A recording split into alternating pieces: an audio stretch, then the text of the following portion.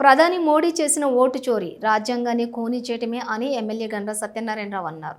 ఈ మేరకు భూపాలపల్లి జిల్లా కేంద్రంలో ప్రతిపక్ష నేత రాహుల్ గాంధీ చేస్తున్న పోరాటానికి సంఘీభావంగా ర్యాలీ నిర్వహించారు.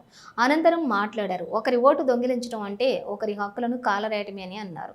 ఈ కార్యక్రమంలో ఎమ్మెల్యే వెంట కాంగ్రెస్ పార్టీ నాయకులు, యువజన నాయకులు, మహిళా నాయకులు, యూత్ కాంగ్రెస్ నాయకులు, కార్యకర్తలు, జిల్లా ప్రజలు భారీ సంఖ్యలో పాల్గొన్నారు.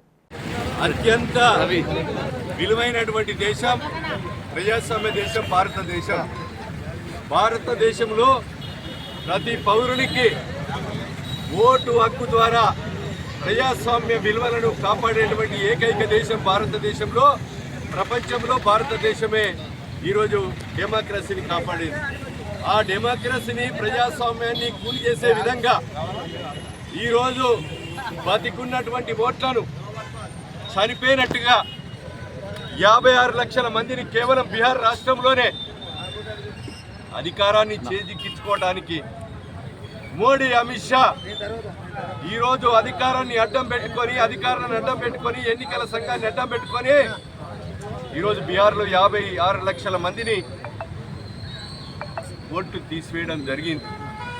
వాళ్ళు చనిపోయినట్టుగా, ఈ రాష్ట్రం నుంచి వెళ్ళిపోయినట్టుగా, డబుల్ ఓట్లు ఉన్నట్టుగా చిత్రీకరించి అధికారాన్ని ఉపయోగించి ఈ దేశ ప్రజల కొరకు ఉపయోగించకుండా వాళ్ళ అధికారం కొరకు ఉపయోగించి ఈరోజు మరి యొక్క కూని చేసేటువంటి పరిస్థితి రాహుల్ గాంధీ చేశారు.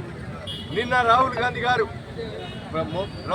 గారు నిన్న ఈ యొక్క బతికున్నటువంటి బీహార్ రాష్ట్రంలో ఉన్న వ్యక్తులను తీసుకొచ్చి చనిపోయినట్టుగా చిత్రీకరించారని చెప్పి ఈరోజు వాళ్ళను ప్రెస్ మీడియా ముందు కూడా ప్రదర్శన చేయడం జరిగింది.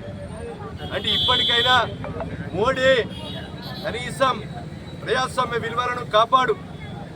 ఈరోజు ఎన్నికల సంఘం ఏదైతే బతుకున్న వ్యక్తులను కూడా చనిపోయినట్టుగా మీరు చూపించారో, మీరు ఆత్మవిమర్శ చేసుకొని ఇప్పటికైనా తప్పు నొప్పుకొని ఈ దేశానికి, సమాజానికి క్షమాపణ చెప్పాలని ఈ సందర్భంగా మేము తెలియజేస్తున్నాం. మోడీ ఈరోజు 3 సార్లు అధికారం కూడా బీజేపీ ఇతర 8 రాష్ట్రాల్లో కూడా దొడ్డిదారిన రాష్ట్రాలను కూలగొట్టి అధికారాన్ని చేజిక్కించుకున్నాం.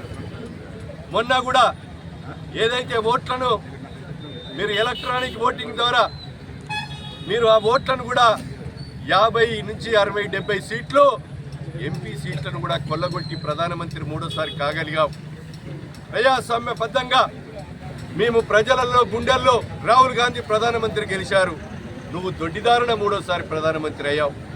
భారతదేశంలో ఉన్న రాష్ట్రాల్లో బీహార్ను కూడా మళ్ళీ తిరిగి అధికారాన్ని చేజిక్కించుకోవడానికి 56 లక్షల మందిని ఒక బీహార్ రాష్ట్రంలో, దేశంలో 1 కోటి మందిని